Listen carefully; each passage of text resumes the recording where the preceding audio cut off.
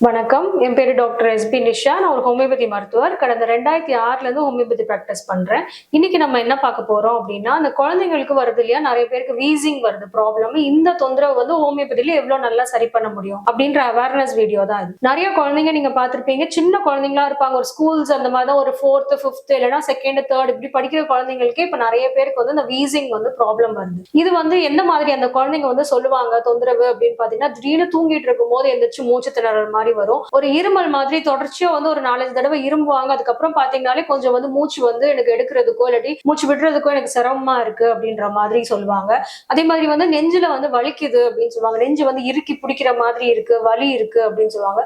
வரட்டு இருமலா வந்து உங்களுக்கு வந்துகிட்டே இருக்கும். தொடர்ச்சியா ஒரு ஏதாவது சாக்லேட்டோ ஒரு ஸ்வீட்ஸோ ஏதாவது வந்து அவங்க வந்து சாப்பிட்டுட்டாங்க அப்படின்னாலே டக்குன்னு வந்து இந்த வீசிங் வந்து சில குழந்தைங்களுக்கு வரும். இது வந்து எதனால அப்படின்னு முக்கியமான ரீசன் பாத்தீங்கன்னா, ஒண்ணு வந்து நம்ம ஊர்ல உள்ள பொல்யூஷன் தான் ஒரு முக்கியமான ரீசன். இன்னொன்னு வந்து குழந்தைங்க வந்து பிறக்கும் போதே லோ பர்த் வெயிட்டா வந்து அது சராசரியா ஒரு 3 கிலோ பிறக்க வேண்டிய குழந்தைங்க ப்ரீடேர்ம் பேபியா ஒரு 6 monthsலயே குழந்தை பிறந்துருச்சு, 7th monthலயே குழந்தை பிறந்துருச்சு. உங்களுக்கு வந்து அந்த லங்ஸ் வந்து நல்லா டெவலப் ஆயிருக்காது. உங்களுக்கு அப்படி டெவலப் ஆகல அப்படின்னா உங்களுக்கு கொஞ்சம் வளரும் போது இம்யூனிட்டி உங்களுக்கு கம்மியா இருக்கிறனால இந்த மாதிரி சுவாச கோளாறுகள் வந்து நிறைய குழந்தைங்களுக்கு இந்த மாதிரி வருது. முக்கியமா பாத்தீங்கன்னா இது வந்து சின்ன பசங்களுக்கு தான் ரொம்ப வருது. எதனால அப்படின்னு பாத்தீங்கன்னா, மேபி ஜெனட்டிக்கல் ஒரு ரீசனாவும் இருக்கலாம். இது ஃபேமிலி ஹிஸ்டரியில வந்து அவங்களுக்கு வந்து எதிர் வந்து ஒரு அப்பா அம்மாக்கு close relation, first circle relations சொல்லுவோம் இல்லையா, அந்த அத்தை மாமா அந்த மாதிரி யாருக்கும், பாட்டி தாத்தா அந்த மாதிரி ஃபர்ஸ்ட் கிரேட் ரிலேஷன்ஸ்க்கு யாருக்காவது வந்து வீசிங் ப்ராப்ளம் வந்து ரொம்ப ஸ்ட்ராங்கா இருந்ததுன்னா நெக்ஸ்ட் ஜெனரேஷன் குழந்தைங்களுக்கும் இது வந்து ஸ்ட்ராங்கா ஒரு ஃபேமிலி ஹிஸ்டரி இருக்குது அப்படின்னா வர்றதுக்கும் வாய்ப்பு இருக்கு. அடிக்கடி குழந்தைங்களுக்கு வந்து சளி பிடிச்சிட்டே இருக்கு, உங்களுக்கு கோல்டா வந்து எக்ஸ்போஸ் ஆறாங்க காத்துலயோ இல்லாட்டி வந்து ஐஸ்கிரீமோ கூல் ட்ரிங்க்ஸோ குடிச்சிட்டாங்க அப்படின்னா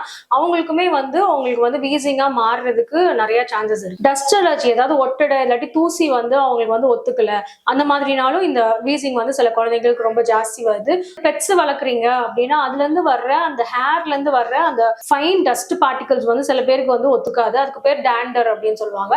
இந்த மாதிரி ஒரு டஸ்ட் வந்து ஏதோ ஒரு அலர்ஜினால, ஏதோ ஒரு ஃபுட் அலர்ஜியோ இல்லாட்டி ஒரு டஸ்ட் அலர்ஜியோ ஏதோ ஒரு ரீசன்னால ட்ரிகர் ஆகுது அப்படின்னா நிறைய குழந்தைங்களுக்கு இந்த மாதிரி வந்து வீசிங் வந்து ப்ராப்ளம் வந்து வருது. நிறைய குழந்தைங்களுக்கு இது வந்து நம்ம சரியா ட்ரீட் பண்ணல அப்படின்னா ஸ்கின்லயும் சில பேருக்கு வந்து குழந்தைங்களுக்கு வந்து அட்டோபிக் டெர்மடைட்டிஸ் ஒரு இச்சிங் ப்ராப்ளம் மாதிரி வரும். அந்த மாதிரியும் குழந்தைங்களுக்கு வரும். யூஸ்வலா வந்து குழந்தைங்க பிறந்து ஒரு 1.5 வருஷத்துல இருந்து ஒரு 2.5 வருஷம் வரைக்கும் டயக்னோஸ் பண்ணிடுவாங்க. ஓகே, இது உங்களுக்கு வந்து ஒரு சுவாச குழாயில வந்து ப்ராப்ளம் இருக்கு, ஒரு வீசிங் மாதிரி இருக்கு அப்படின்றத நான் வந்து டயக்னோஸ் பண்ணிடலாம். குழந்தைங்களா இருக்கும் போதே நீங்க வந்து இன்ஹேலர்ஸ் இந்த மாதிரி நிறைய வந்து ட்ரீட்மெண்ட்ஸ் வந்துருச்சு. இப்போ டக்குன்னு வந்து அந்த ஆஸ்மாட்டிக் அட்டாக் வந்து கண்ட்ரோல் பண்றதுக்கு ஃபர்ஸ்ட் இனிஷியல் ஸ்டேஜ்லயே இதுக்குள்ள போயிட்டே இருந்தோம் அப்படின்னா இதுல இருந்து வெளியில வர்றதுக்கு வந்து ரொம்ப சிரமப்படுவோம். நம்ம ஹோமியோபதியும் சேர்த்து எடுக்கும் போது வந்து ரொம்ப கஷ்டமா இருக்கும். ஆனா இனிஷியலா குழந்தைங்களுக்கு வீசிங் இருக்கு அப்படின்னா ஃபர்ஸ்டே நீங்க ஹோமியோபதி மெடிசன்ஸ் வந்து ஸ்டார்ட் பண்ணீங்கன்னா ரொம்ப சீக்கிரமா இதுல இருந்து வெளியே வந்துடலாம். இன்ஹேலர்ஸ் வந்து முற்றிலுமா நம்ம வந்து தவிர்த்து இதுல வந்து கொண்டு போயிடலாம். நீங்க வந்து இல்ல, நான் வந்து என் குழந்தைக்கு ஒரு வருஷமாவே நான் இன்ஹேலர் கொடுத்துக்கிட்டு இருக்கேன், சோ வந்து இப்போ வந்து நான் ஹோமியோபதிக்கு மாறணும் அப்படின்னு நீங்க நினைச்சீங்கன்னா கொஞ்சம் டைம் எடுக்கும். நார்மலா வந்து நீங்க ஸ்டார்டிங் ஸ்டேஜ்லயே நீங்க வந்து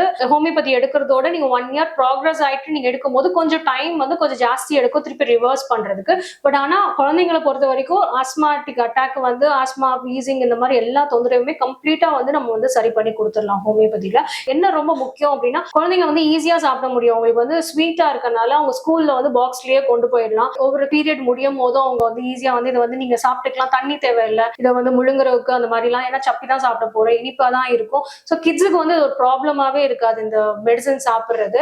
அதே மாதிரி இது உங்களுக்கு நேச்சுரல் மெடிசன்ஸ் தான், உங்களுக்கு சைட் எஃபெக்டே இல்லைன்றதுனால நம்ம தைரியமா வந்து பிள்ளைங்க கிட்ட நம்ம வந்து ஸ்கூல்ஸ்க்கு காலேஜ் போறாங்கன்னா அந்த மாதிரி அவங்கனாலும் நீங்க ஈஸியா எடுத்துட்டு போகலாம். அதே மாதிரி ஃபுட் வந்து இந்த மெடிசன் சாப்பிடும் போது இந்த ஃபுட் எல்லாம் நீங்க தவிர்க்கணும், அந்த மாதிரி எந்த ரெஸ்ட்ரிக்ஷன்ஸும் உங்களுக்கு கிடையாது. நிறைய வந்து உங்களுக்கு பெனிஃபிட்ஸ் இருக்கனால ஹோமியோபதியில வந்து வீசிங்க்கு, அதுவும் கிட்ஸுக்கு நீங்க வந்து கண்டிப்பா இது ஒரு ஆல்டர்னேட்டிவ் மெத்தடா இதை வந்து ஒரு ஃபர்ஸ்ட் ஆப்ஷனா நீங்க வைக்கலாம். நீங்க ஆக்சுவலா உங்க குழந்தைங்களுக்கு வீசிங்க்கு வந்தது அப்படின்னா ஹோமியோபதி எடுத்துட்டு மேக்ஸிமம் ஒரு 1 monthலயே வந்து நமக்கு இம்ப்ரூவ்மெண்ட் கொடுத்துடலாம். 3 monthsல கண்ட்ரோல் பண்ணிடலாம் அந்த வீசிங் அட்டாக்க.